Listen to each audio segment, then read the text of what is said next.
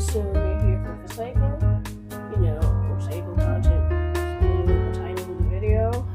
So some tips for beginners and veterans alike. Let's begin.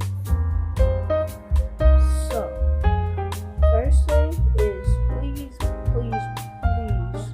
don't try to run to a Builder Man dispenser. I'm gonna assume you play the game at least enough to understand a common basic rap on all the characters and how they work. So this is kind of a mid-tier to late tier type thing. So if you're a beginner, go to some other videos, sorry.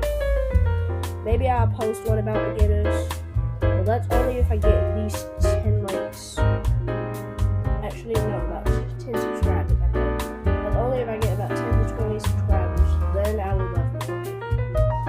So, anyways, the first tip is try to dodge the killing attacks, especially if they're heavy attacks. And there's multiple ways to do this. Maybe just by moving out of the way and using an ability that resists damage, block, or slate skin on whatever character. If you're playing noob, I guess. But for any other character, just dodge out of the way. Like, examples are slashers, gash and wound, cool kids, bulk speed override, and you could say 1x is mass infection, and entanglement. John Doe's, what was this called? I don't remember it, so I'm just going to say spikes, because that's how everyone labels it anyways. So make sure to dodge those. They all deal some damage to you, and it's pretty high damage if they can hit the move. It's a risk reward. And if you're playing a sentinel like Shabusky or Guest and you have your punch for Guest or you have your sword charged, then when they miss, because these all have inline, they all have a short inline to them. If they miss, even if they get the ability on someone, they'll still have a short inline after. Utilize that inline to get your stun out. Use inline. And now my next tip is gonna be don't get chased for too long. Oh yeah, and the way to shake off killers is use walls and loops to your advantage. I know the whole community is against sleeping and stuff, but if you can get a killer to get off of your challenge with the looper, it can be really effective, especially if you took a lot of damage and you're playing Shabusky, you can just heal up. And you can just be a big distraction the entire time, especially if you're a veteran or tired. So, utilize your time well when you're leaving. That's another mini tip.